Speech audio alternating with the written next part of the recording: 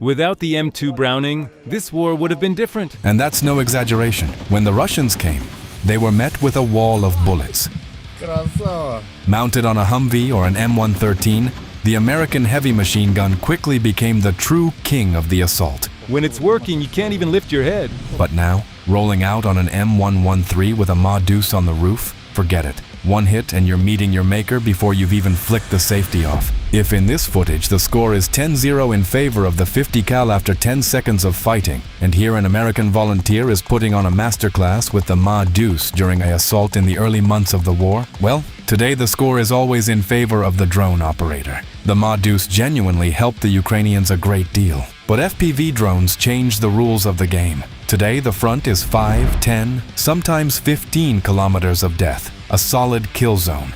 Where before a machine gun ruled when repelling an assault, now it's a drone carrying 3 kilograms of explosives. Small arms firefights are a rarity.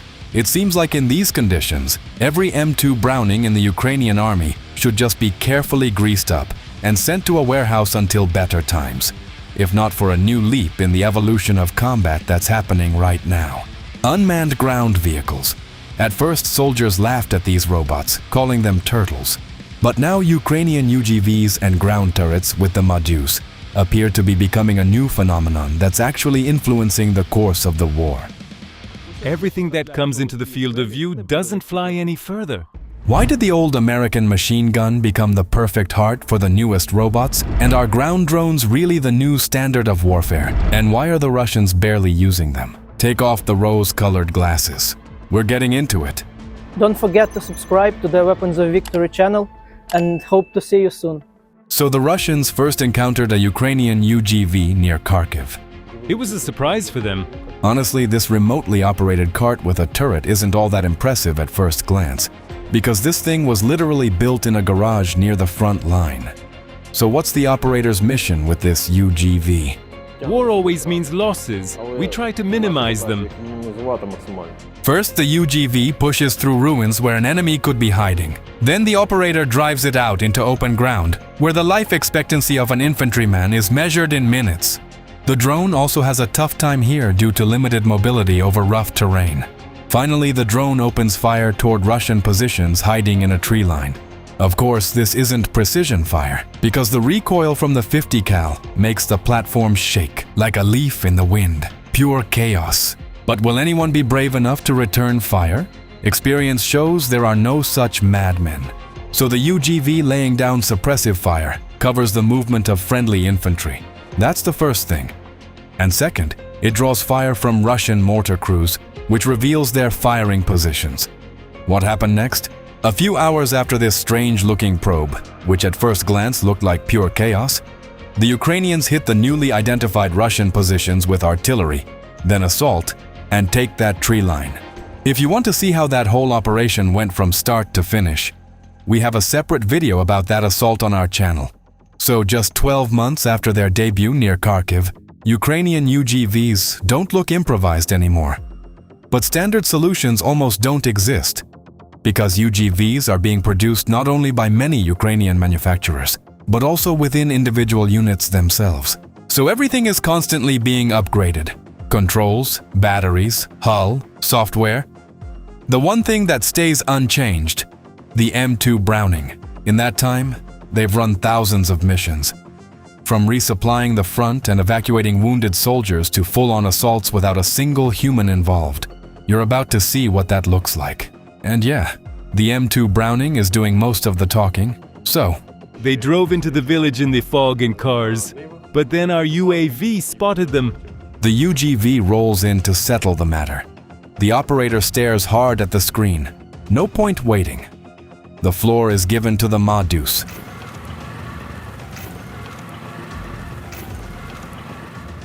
Wait, what's happening here? The Russians are surrendering? Yes. The thing is, the sound of an American heavy machine gun firing is absolutely terrifying. Plus, the sound of FPVs circling overhead. And here's a little discovery about something not widely known about human psychology. Something that neither psychologists, nor science fiction writers, nor robot movie makers know, because this knowledge only comes from experience. Yes, there's an interesting psychological factor here. A person understands another person because they can read their intentions from external cues, mood, voice, posture, and so on. But when you're facing a chunk of metal with a 50 cal, you have no idea what's coming next, whether it will shoot or not. That uncertainty is terrifying and paralyzing. That's exactly why they look so confused when they surrender. But as you understand, the M2 isn't mounted on UGVs just to scare the enemy. It's there to guarantee hits on targets. On the early robots, the American heavy machine gun fired chaotically because the platform shook with every shot. But over time, Ukrainians tamed those vibrations with a stabilizer and a fire control system. Here's how it works. After each shot, the AI calculates how much the barrel has deviated from the aiming point due to recoil and platform vibration. The operator simply gives the fire command or marks the target on a tablet, and the brain inside the turret decides the exact moment to pull the trigger. This is where another feature of the M2 Browning reveals itself. It's perfect mechanical timing. The impulse of the gun doesn't happen before the shot, but after it. When the round is in the barrel, there's an ideal micropause. And it's precisely at that moment that the shot fires, and the bullet leaves the barrel. Even an experienced machine gunner can't catch that moment manually. This delivers incredible accuracy. So much so that it has now become possible to engage aerial targets flying at speeds of 400 kilometers per hour. Our main targets are Shaheeds, and yesterday we shot down a jet-powered Shaheed for the first time. Where a machine gunner would burn through 50 rounds, the AI-powered system does it in just a few shots. These are remotely operated turrets based on the Browning M2 that independently find and identify targets and transmit the image to an operator who can be located far away. The job of the person with the gamepad in hand is simply to give the fire command. The fire control system allows it to operate at night too.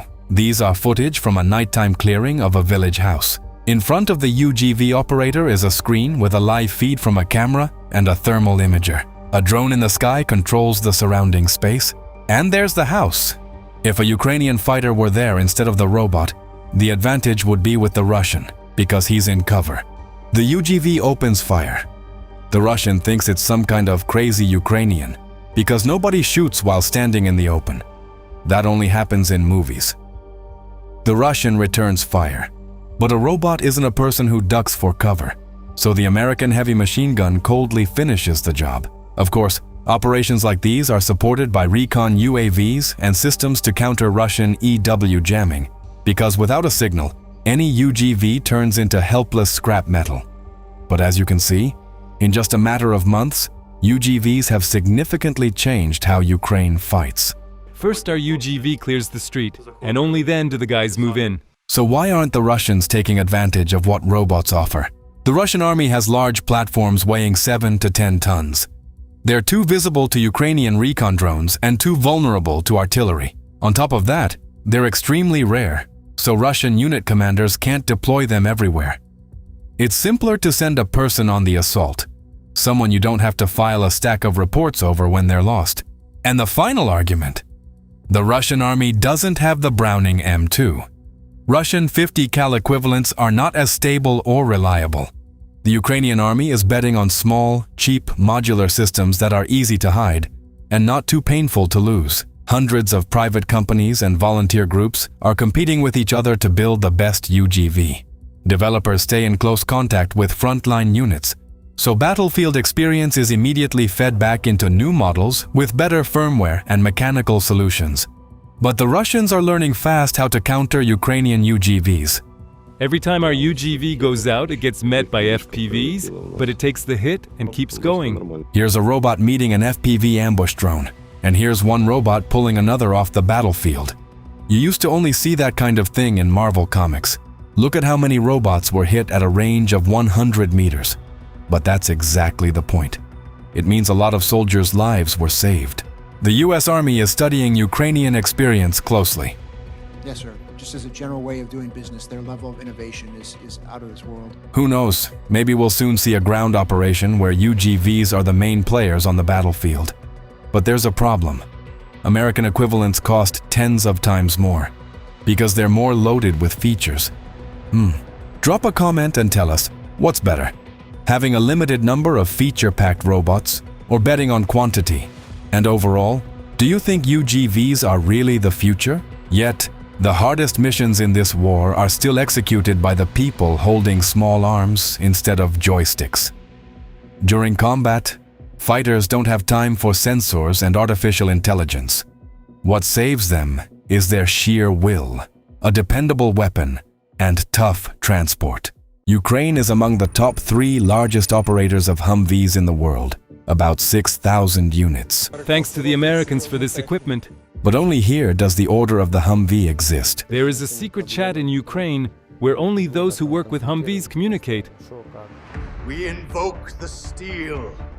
You are watching how a Humvee priest, in the presence of crew goblins, conducts an initiation rite for the fresh meat, who doesn't yet know that Humvee doors don't just close, you force them to. Everything here is very heavy, absolutely every part. This old girl needs a strong crew to keep her rolling. However, the military guys still love it for its self-sacrifice, in the literal sense of the word. Because if you strip down one Humvee, you can restore 26 others. Engine, transmission, suspension, pedals, controls, wiring, even doors and seats. All of it is modular and essentially bolt-on across different Humvee variants. It's like a Lego set. The main thing is to know the sequence. That is why Ukrainians try to recover even completely destroyed vehicles from the battlefield. Because a Humvee doesn't die, it gets distributed among the living. This is an important feature because transport on the front line is always in short supply. But it is still considered the sledgehammer of vehicles. And that is not a flaw. Because today the Humvee took a hit from a 14.5mm round. But it's nothing. It can be restored. even the armored modifications are designed only for protection against a 7.62mm bullet and shrapnel. How did the Humvee survive such shelling? There is a secret here. To the surprise of the Americans, the Ukrainian military discovered that the Humvee is actually a Swiss Army knife. Which modifications are the rarest, and which turned out to be the most useful in the conditions of modern war? Why did the Ukrainian operational experience shock even the creators of the Hum? Which part here is the smallest and at the same time the most important? Right now, you will see everything with your own eyes. The Humvee is already warming up, and you still haven't hit the like button. Fix that. Especially since the order of the Humvee doesn't recruit just anyone. Tell me, where are we going, bro? To the enemies. The Ukrainian army received its first Humvees back in 2001. Although they are not that old, in this war they are like aliens from the past. A significant part of the fleet in Ukraine is soft skin modifications that were not designed for frontline combat. This has happened before in its career. Back in the day, even before the appearance of the official armored version of the Humvee, the American military bolted steel plates on the outside. Ukrainians are doing the exact same thing to adapt them to the conditions that have developed on the battlefield right now. This is not a welded construction. Everything here is attached with bolts. They bolt on additional plates on the outside or mount Kevlar elements inside, which retain the bullet or its fragments even with partial penetration of the outer layer.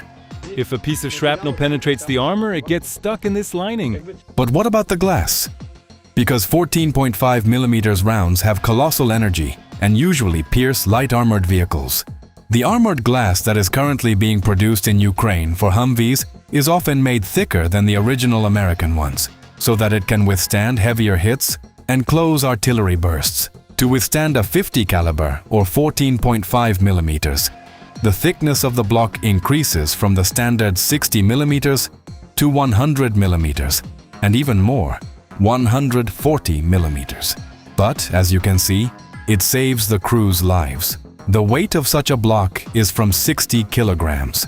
That is why it is bolted on the outside, so that it doesn't kill anyone from the crew during a crash or a strike. The external placement allows leaving the Humvee quickly in a critical situation.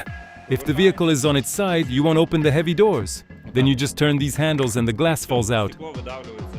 Of course, the blind application of non-standard solutions can be fatal, because the excessive weight reduces the lifespan of the components.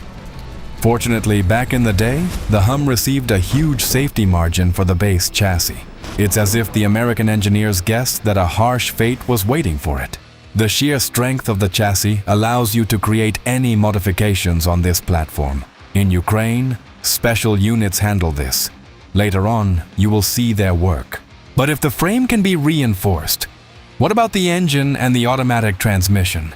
Because an extra 1 or 1.5 tons is a noticeable difference. Unarmored versions often have a 3-speed transmission. This is a problem, so they try to swap them out for a 4-speed one, which easily handles the heavy weight thanks to electronic control. A Humvee transmission swap is a relatively simple and well-known trick in the States, so we won't get hung up on that. But the V8 Humvee deserves special attention. There hasn't been a single time when it didn't start. This monster is capable of running on anything.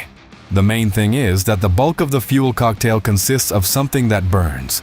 Everything else could be donkey piss for all it cares. And all of this without complex electronics. But sometimes rain or a puddle forces the mighty GM Detroit diesel to fall silent. The issue is in this little breather valve on the fuel lift pump. If it breaks, water from the rain or puddles easily gets into the fuel line. And because of a penny part the size of a fingernail, a massive military all-terrain vehicle with a V8 becomes immobilized. And this is the drain hole, the most important hole in the Humvee. Ascent is almost twice the size of this opening, through which dirt, water, and used oil are supposed to drain out from the valley of the block. But if the drain gets clogged, the fuel pump dies, the engine stalls, and the Humvee becomes a target. You'll be surprised, but the Humvee's engine has very modest power and torque, on the level of a civilian SUV. Why then is the Hum's off-road capability on the level of heavy tracked vehicles? Here in the wheels, a very atypical thing is implemented. Portal gear hubs. Unlike a regular car, it adds an extra step between the axle and the wheel. Just like a tractor, this extra gear multiplies the torque right at the wheel, giving it the massive grunt needed to crawl through anything. As a result, the Hum digs in until it bottoms out on its belly. And when it does bottom out, your best helper is a shovel. You can take your time because the Frontline is far away. Today, you almost won't find them on the battlefield. The days of dashing attacks with a Ma Deuce on the roof, as you understand, are gone. However, this does not mean that Humvees are standing idle in the garage. It has evolved. From an attack vehicle, it has turned into a workhorse. It transports ammo, evacuates the wounded. But you could use other pickup trucks for this, couldn't you? It's impossible to compare. A pickup truck is repaired every day, a Humvee once every few months. Timely evacuation often means a saved life of a fighter. Thousands of Humvees on the front line means thousands of saved people every single day. Therefore, the usefulness of the American vehicle is hard to overestimate. With the help of this Humvee, we evacuate the wounded, thanks to the free world for the help. And they also mount other weapons and equipment on it. It has been modified. A UMZ is installed here, a system for remote mining. Each of these blocks contains 30 charges with anti-tank magnetic mines, which are ejected by explosive squibs to a distance of up to 100 meters from the vehicle. But the main thing is, the mining can be carried out at full speed. If you drive at a speed of 40 kilometers per hour, the operator presses a button on the remote control every 2 seconds. Thanks to their exceptional characteristics and off-road capability, Humvees are often used as a platform for heavy weaponry. On the two-seater M113 versions, they mount guide rails from multiple rocket launcher systems. You can mount any improvised multiple rocket launcher system here, because the sturdy chassis will withstand any recoil. In addition, Ukrainians operate a small number of specialized vehicles based on the Hum, Avenger anti-aircraft systems, mobile anti-tank complexes with TOWs, and launchers for APKWS's guided rockets. And even self-propelled 105mm 2CT Hawkeye howitzers. This is the rarest Humvee-based equipment in the world, because even American units don't have the 2CT Hawkeye. Ukraine is the only country where you can meet this rare beast, because American generals, back in the day, rejected this cannon on wheels for some reason. At first glance, the idea of mounting an M20 on a Humvee chassis is quite simple, but that's not the case. Soft recoil technology, SRT, is applied here. Its purpose is to absorb and reduce recoil forces. by moving the cannon forward before firing and then using a hybrid recoil mechanism to return it to its initial position. Without SRT, the shot won't be accurate. There is a separate video about the 2 CT Hawkeye on our channel. We recommend watching it after finishing this video. But right now, you will see something that no army in the world operating Humvees has. When the number of Humvees in Ukraine started to be measured in the thousands, the military realized they needed a specialized service because the vehicles were being repaired either directly within the units or at private repair shops. That is when Ukrainians designed something that didn't even exist in the army yet. I did my training in the States, so I kept in touch with both the instructors and the manufacturer. When I asked if they had a maintenance vehicle that allows for a complete repair of any Humvee, they said that you need 3 maintenance vehicles for different tasks.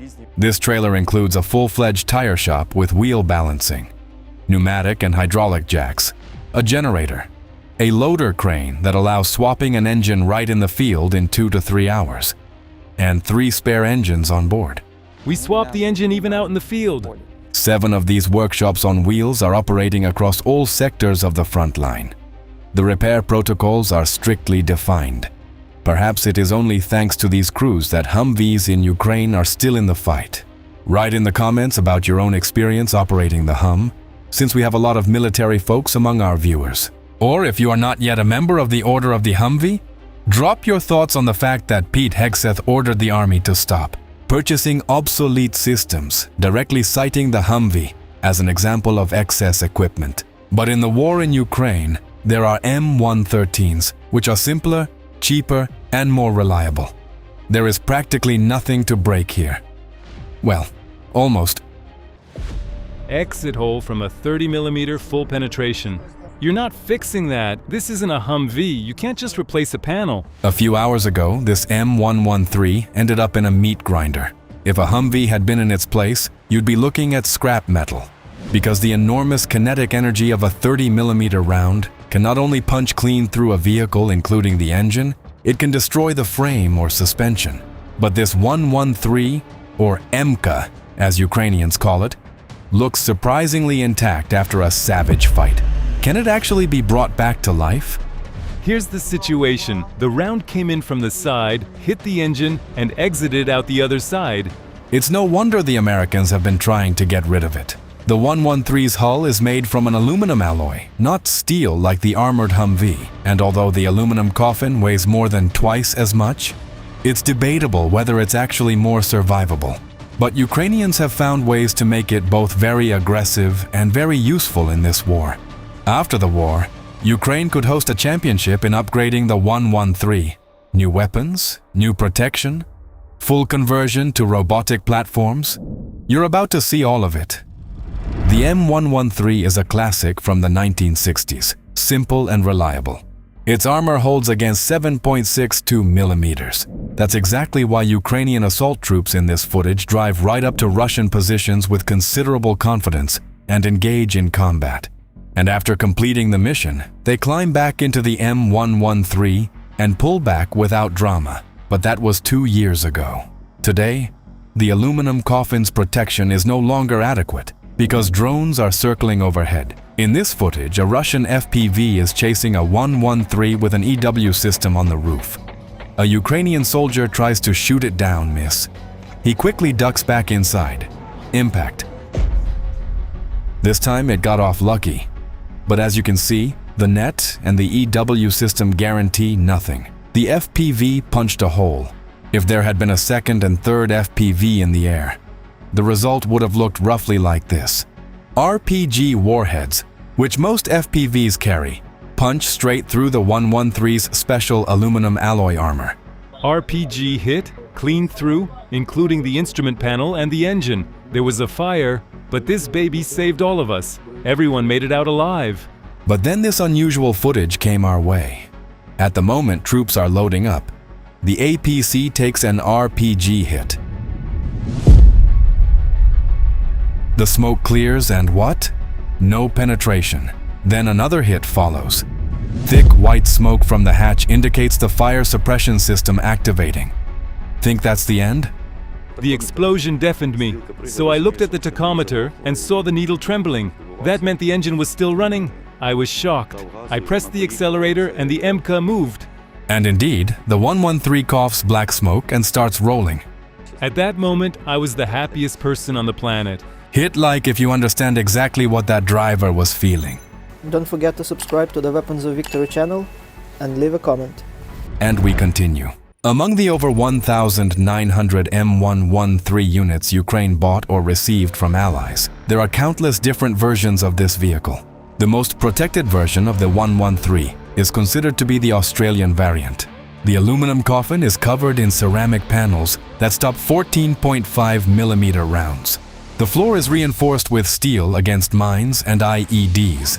Inside, lining that stops secondary fragments. But most of the 113s Ukraine received are just plain aluminum boxes. If you drive one near the front line, the question isn't whether something will hit you, it's from which direction. A heavy machine gun, an artillery fragment, an FPV, any one of those turns the APC into a crematorium. So Ukrainians do what soldiers have always done when the equipment fails them. They MacGyver it. Just finished, added armor, welded on a cage, made a visor over the ramp, still need to hang the chains. And there's your secret to the 113's resistance against RPGs. No factory version of the American APC has this kind of toughness. And that's not even the most exotic upgrade option. But gradually, real combat has defined what the ideal 113 should look like. What you'll see next isn't a garage solution. It's a new modification being developed and tested right now by the Ukrainian army. And what about weapons? Oh, things get just as interesting there. The most aggressive, teeth-bared version of the American APC is arguably the Belgian variant, closely mirrored by the Dutch series. This cannon demolishes everything. That's a turret with a cannon, plus 180 rounds of 25mm arguments in reserve.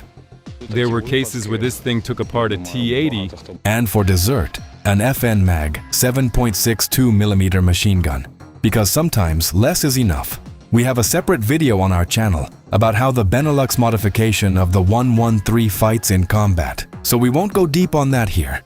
There's also a version with the Mark 19 grenade launcher. I turn on this monitor, then I turn this on here. Done. It's ready to fire. And this is a self-propelled 120mm mortar. The logic is simple: shoot and run. But all of that is the exotic stuff, because the majority of the 113 fleet in Ukraine consists of baseline models. For those, the Madus is the gold standard. The heavy machine gun is mounted on an open turret at the commander's hatch. On baseline models, 360-degree protection for the gunner is not standard. To fire, you have to expose yourself and become a target. But nobody wants that. So in Ukraine, American APCs are being fitted with structures that protect the gunner from snipers and fragments. Look at how many hits this turret has absorbed. Without it, that machine gunner would have been killed in the first second of the fight. But can you install a remote weapon station and turn the aluminum coffin into something that actually belongs in the 21st century? Certain Ukrainian units are installing the SARP dual combat module from Turkish defense company Aselsan. In the Ukrainian version, the combat module is fitted with 12.7mm and 7.62mm machine guns. Other machine guns can't be installed right now. All the standard mounts were designed specifically for these. The module is remotely operated, controlled from inside the APC, but can also be fired manually if needed. And this thing is helping shoot down Shaheeds. But what about assault missions? Australian and Dutch experience shows that virtually anything that shoots can be mounted on the 113 platform. By the way, the Americans at one point experimented with tactical nuclear weapons on it. Taking all of that experience together, Ukrainians have finally assembled something remarkable on the aluminum coffin platform. The technical requirement was simple: surpass the M113 in protection and firepower without losing cross-country mobility. Officially, it's called the Skiff APC, but the hull is aluminum, just like the 113. The armament is a remote weapon station with a 12.7mm or 14.5mm machine gun. Crew? 3 people plus 8 dismounts. Even if steel hulls replace the aluminum ones in production, the visual profile leaves no doubt. This is an improved American or its European derivative. It withstands a 6-kilogram explosive detonation under the floor and point-blank 14.5mm hits to the frontal aspect. With the reinforced armor and combat module, its weight reaches 15 tons, but that's not a critical issue. The Ukrainian M113 is already in testing, but engineers noticed another brilliant feature of the aluminum coffin: its genius layout, like something designed in Minecraft or built with Lego. The Soviet Union once tried to copy it, but the result was poor. Look, the engine is pushed forward and to the side. The driver's position is on the other side. The result is a near-perfect rectangular box on the inside, with no protruding components, deep wells, or awkward corners, thanks to the compact transmission. A flat floor, that's the old M113's biggest advantage over modern APCs. Add a wide ramp on top of that. You can fit almost anything in here. It's a genuine storage unit, and Ukrainians are using it to transport evacuation robots for the wounded. Evacuating the wounded is the hardest work. There's more adrenaline in it than in combat. Here's the thing. You can build a small combat drone with a machine gun, but you can't build a small UGV for evacuating a wounded person, because its size has to match the size of a human body. Here's how it works. A remotely operated UGV returns with a wounded soldier on board.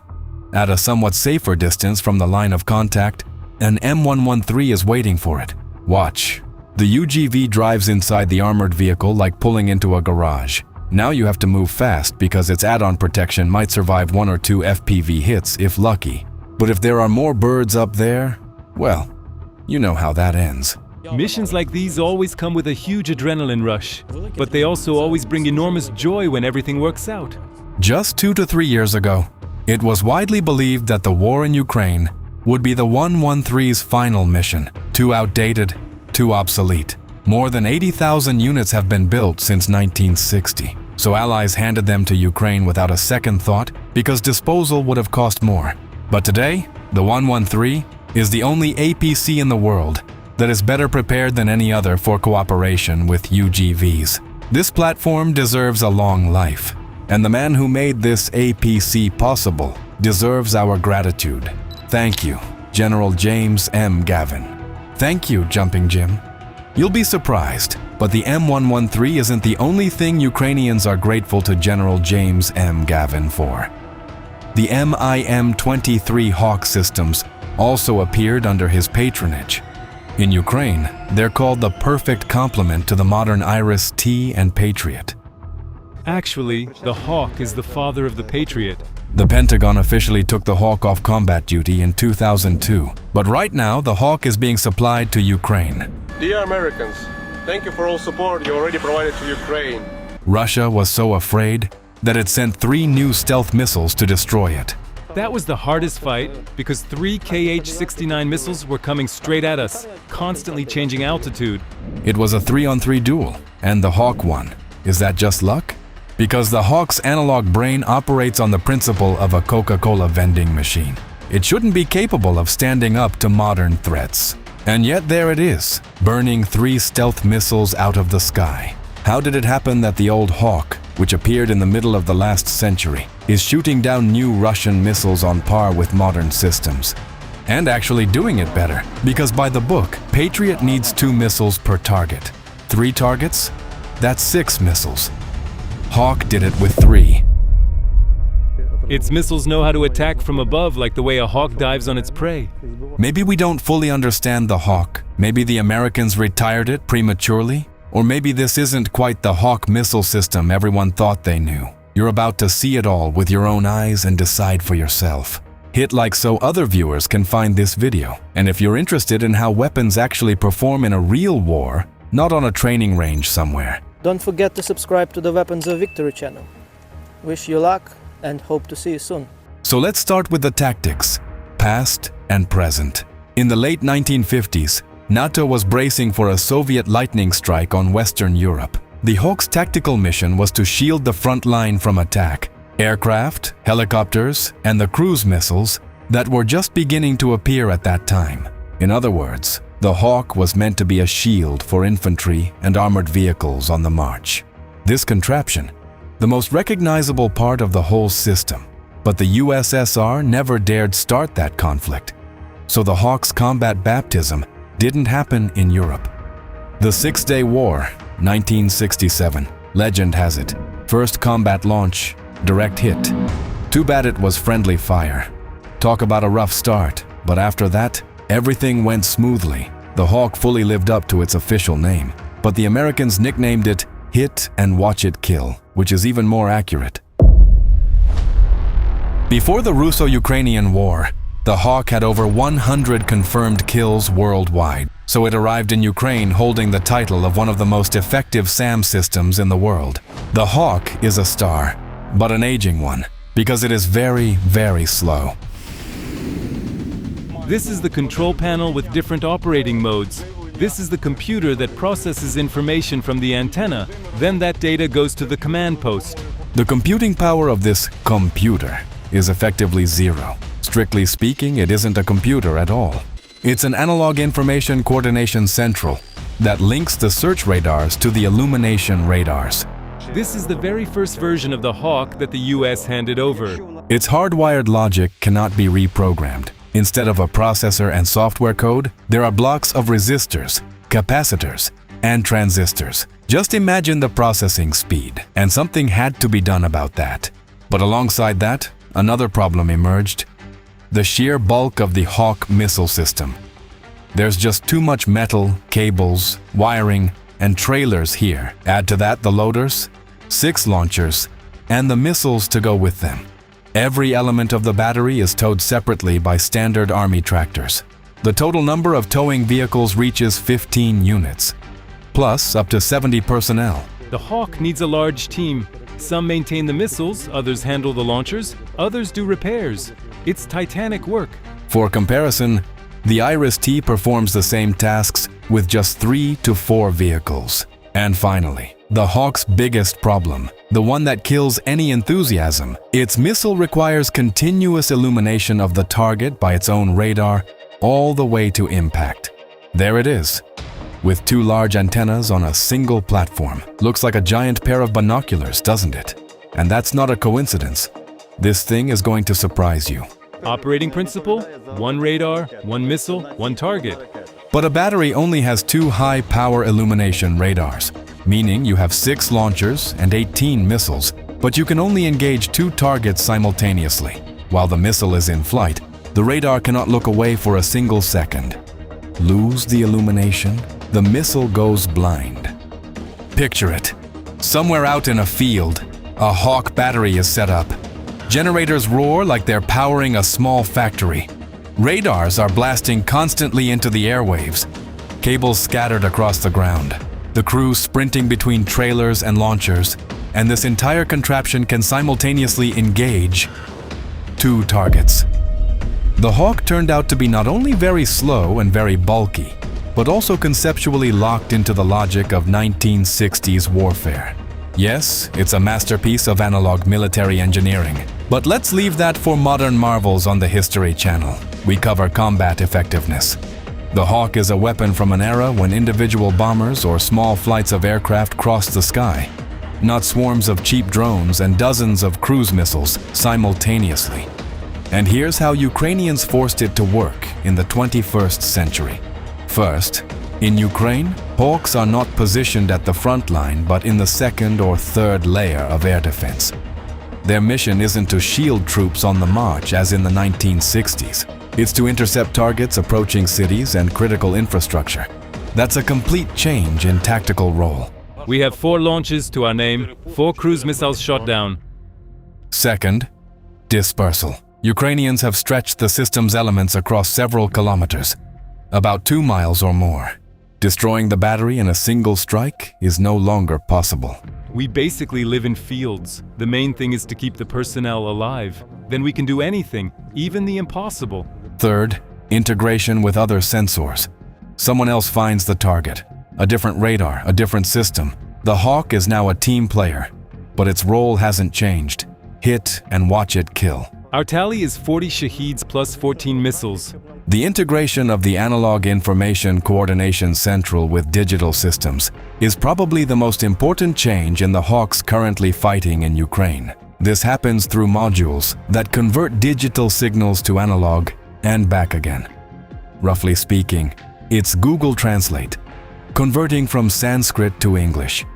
Thanks to this, the Hawk can now search for targets not only with its own radars, but has learned to listen to the entire Ukrainian air defense network. It no longer thinks for itself. It strikes when told. Here's how that works against Russian Ha-69 cruise missiles. A difficult, low observable target. This missile flies low and is nearly invisible to the Hawk's own radars, but there not even needed a different external radar spots the missile earlier. That could be a NASAMS or Patriot radar. Father and son working together. The target coordinates are instantly fed to the command post. The module translates the digital signal to analog. The ICC swings the illumination radar precisely to the right sector and waits for the missile to appear. And then the high-power illumination radar locks onto the missile and doesn't let go.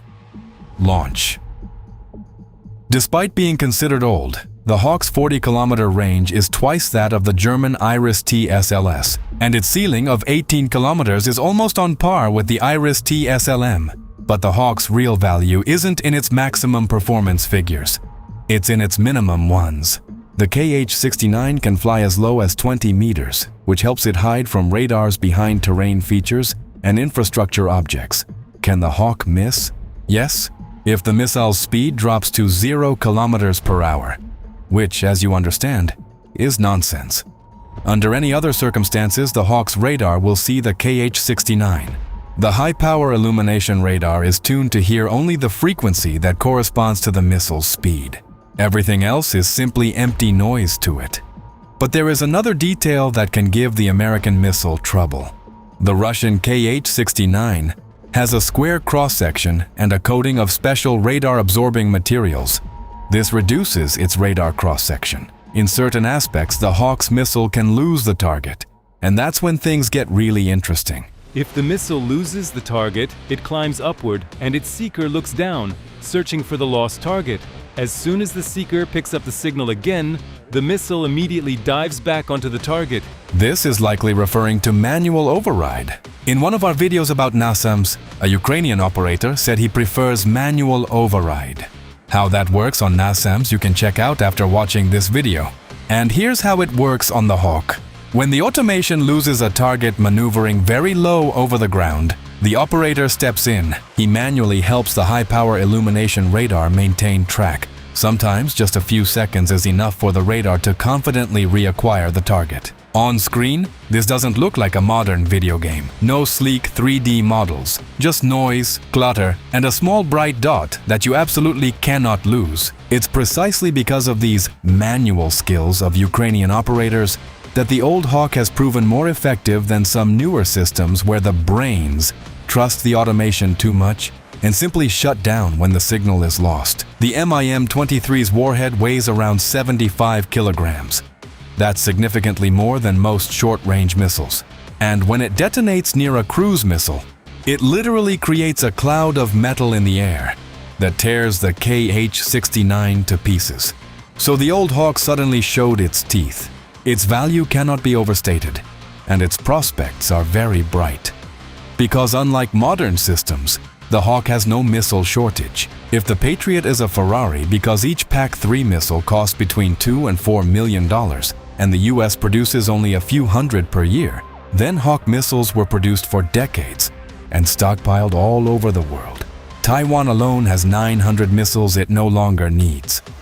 They're cheap, and most importantly, they already exist. Of course, none of this would have been possible if the US and allies hadn't upgraded the Hawk missile system before handing it to Ukraine.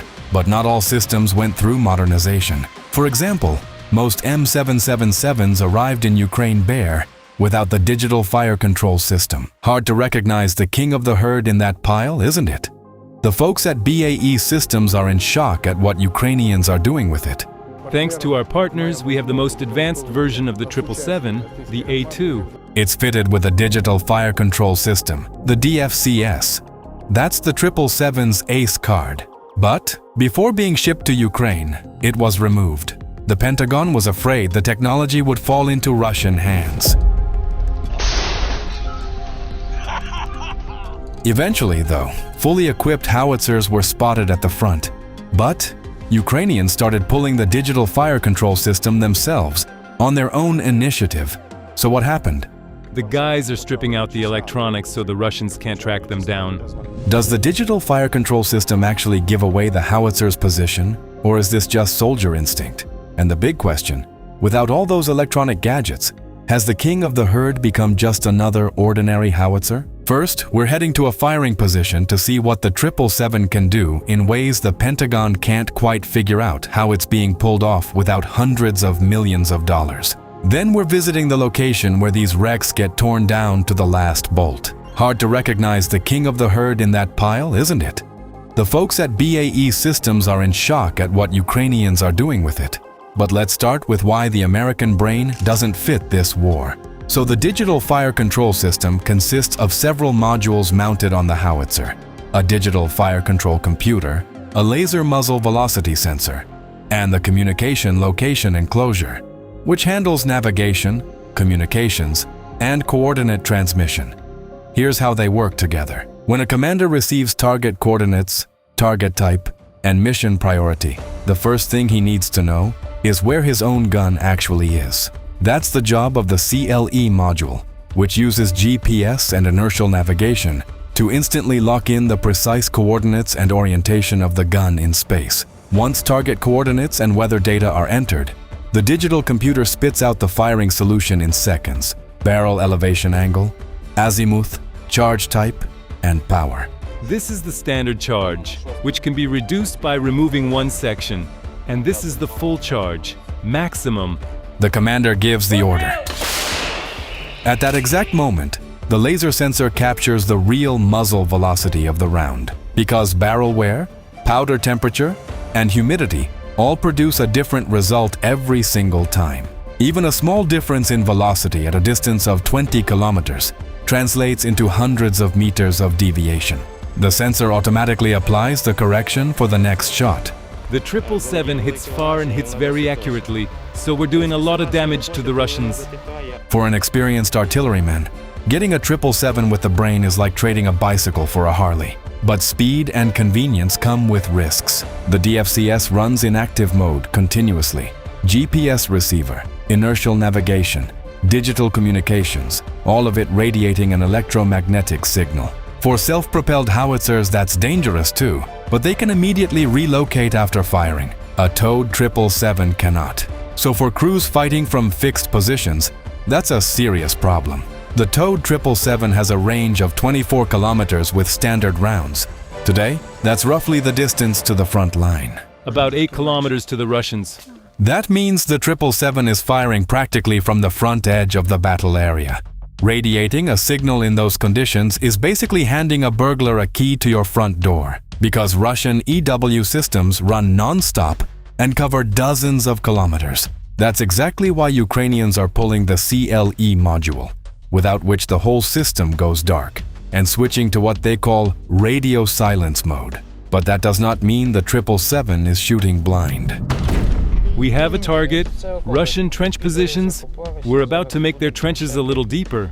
Before you see what Ukrainians are using instead of the American system, Don't forget to subscribe to the Weapons of Victory channel and hope to see you soon. And all of this weight will fall to the Russians' heads. Ukrainians have proven that the 777 can operate completely independently.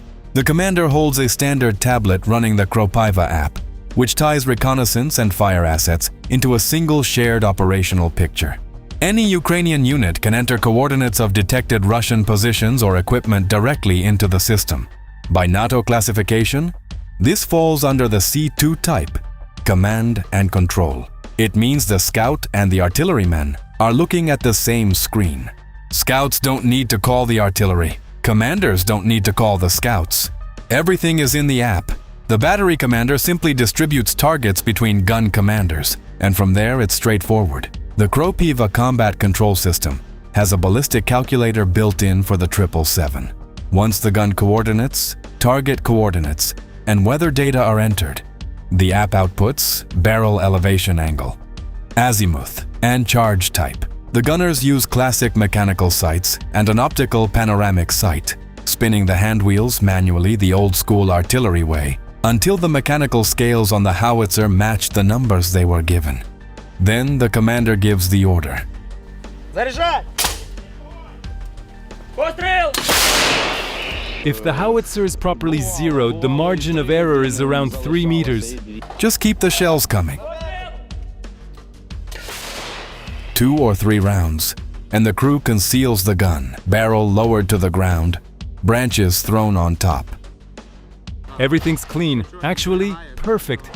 When a target is destroyed, it disappears from the app. And no, this is not a product from BAE Systems or Palantir. Kropiva was born in volunteer chat groups. People at the Pentagon genuinely don't understand how something like this happened without hundreds of millions of dollars in investment. But none of this means 777 crews are safe, because counter-battery fire is very much still in play. Russian radars are scanning the sky non-stop. The 777 is being hunted hard. Quiet. Sounds like artillery working, but not on us this time. When we hear it coming in, we'll have about 10 seconds to find cover. Better to hit the ground immediately.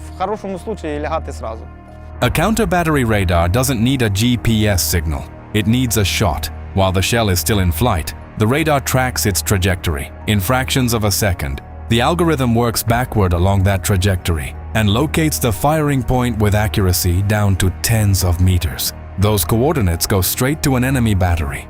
From the moment the 777 fires to the moment the return strike lands, it's just a few minutes. That's why artillery crews never bunk near the gun. The 777 takes the counter-strike alone. Even deep fortified gun pits often don't save it.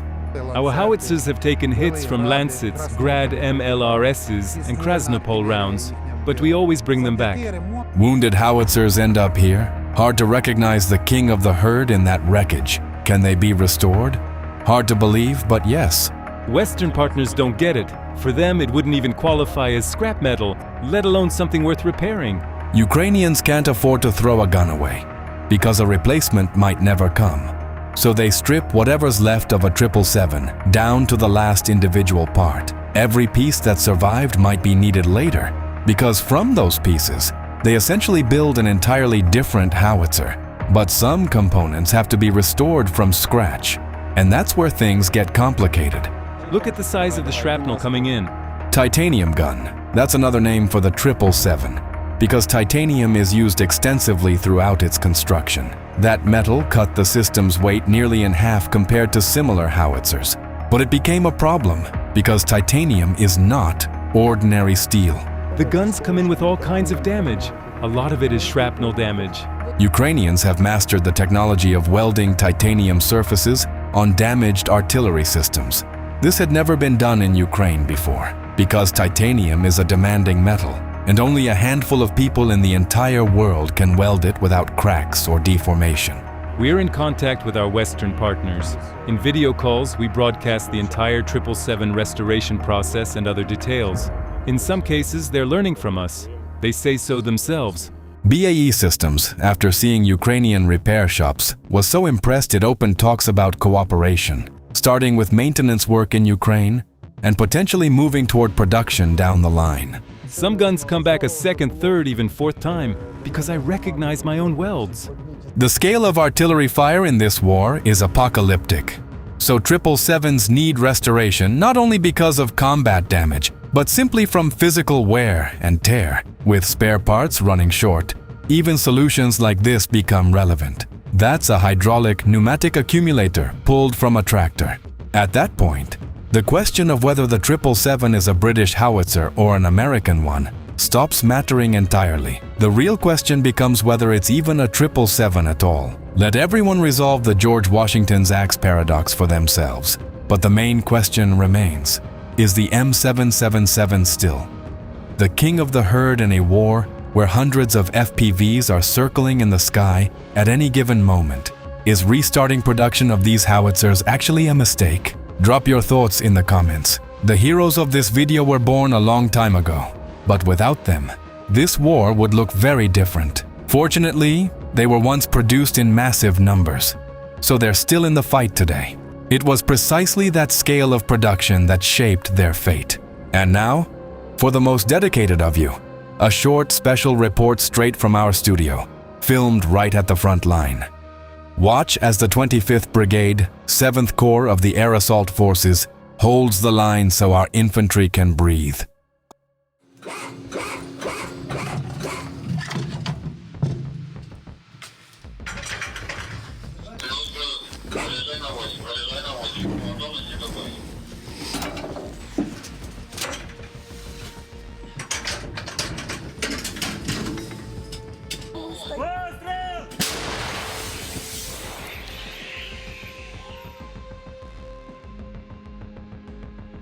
This is the work of artillerists from the 25th Brigade, 7th Corps of the Air Assault Forces, holding the line for our infantry.